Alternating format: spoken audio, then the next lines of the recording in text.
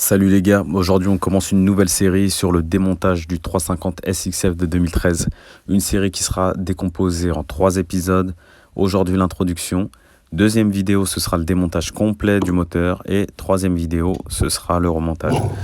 Cette SXF, on me l'a ramenée parce qu'elle a un souci au niveau de la boîte de vitesse. Et la quatrième ne passe pas. Quand on la passe, elle fait ce qu'on appelle un faux point mort. C'est-à-dire elle avance pas, elle gueule. Il n'y a rien qui se passe, donc on va aller jeter un coup d'œil pour voir qu'est-ce qui est cassé, qu'est-ce qui est à changer, qu'est-ce qui est défectueux. En tout cas, une chose est sûre, c'est que c'est lié avec la boîte de vitesse. Ça peut être un pignon, une fourchette, peu importe. Il faut ouvrir pour pouvoir savoir ce qui nous gêne.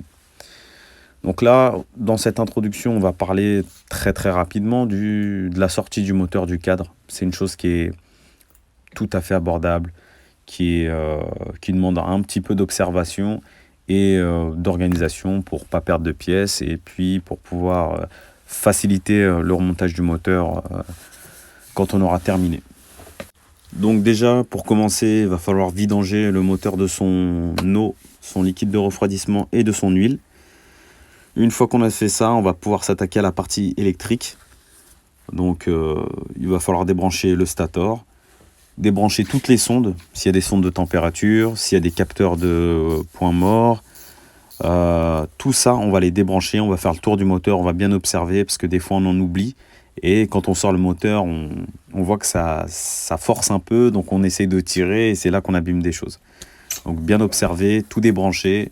Une fois que c'est fait, on va pouvoir passer sur les gros éléments comme le collecteur d'échappement, le corps papillon ou le carbu, si c'est un carbu, peu importe. Mais c'est bien de les enlever, comme ça après ça nous libère la vue, on voit ce qui va nous gêner, ce qu'on va avoir besoin d'enlever pour pouvoir sortir le moteur. Donc voilà, on commence par ces grosses parties-là. Une fois qu'on a enlevé les corps papillons et le collecteur d'échappement, on va pouvoir enlever tout ce qui est durite d'eau.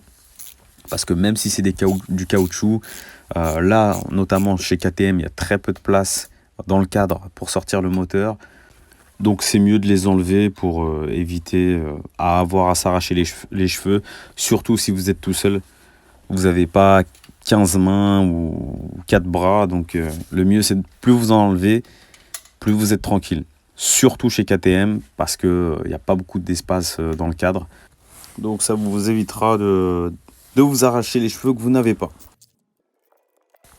Ensuite, vous allez pouvoir enlever le récepteur d'embrayage. Là, ici, c'est un récepteur hydraulique. Ça peut être un câble. Vous enlevez le câble d'embrayage, le récepteur. Ensuite, on passe au pignon de sortie de boîte qui est, lui, branché directement à la boîte de vitesse. Donc, il va nous gêner. Et une fois que vous avez débranché, enlevé tous ces éléments, vous allez pouvoir vous attaquer au support moteur. Il n'y a pas vraiment de support moteur, il y en a juste un on peut appeler ça un support moteur au niveau de la culasse. Mais donc vous enlevez tout ce qui va maintenir le moteur sur votre cadre. Donc vous en avez un au niveau de la culasse.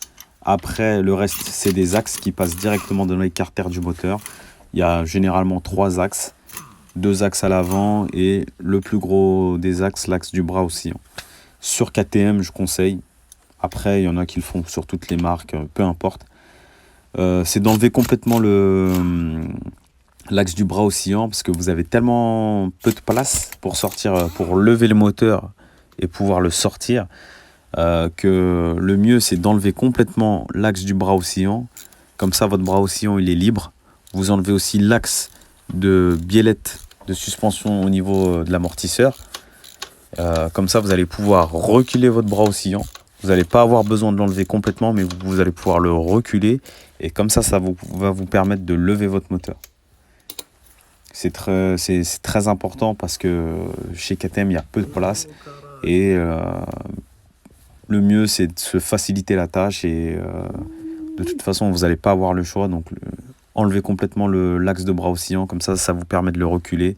L'axe de bras oscillant et l'axe d'amortisseur au niveau des biellettes de suspension. Sur la vidéo, vous pourrez remarquer que moi, j'ai préféré vidanger mon huile après, parce que je commence toujours du haut vers le bas. Et on voit que sur la vidéo, il y avait des petits copeaux métalliques, ce qui nous laisse de bonnes surprises pour le démontage. On va enfin pouvoir sortir ce fameux moteur de son cadre. On a tout déconnecté, tout vidangé, enlevé les gros éléments, le corps papillon, le collecteur, les durites.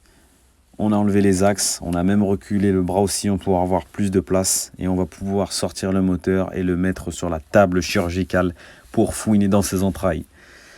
Voilà les gars, j'en ai fini avec cette petite introduction. J'ai voulu rentrer tout doucement dans la matière. On va pouvoir rentrer dans le vif du sujet avec le démontage complet du moteur de 350 SXF. J'espère que ça vous a plu, partagez et on se voit à la prochaine vidéo. Peace.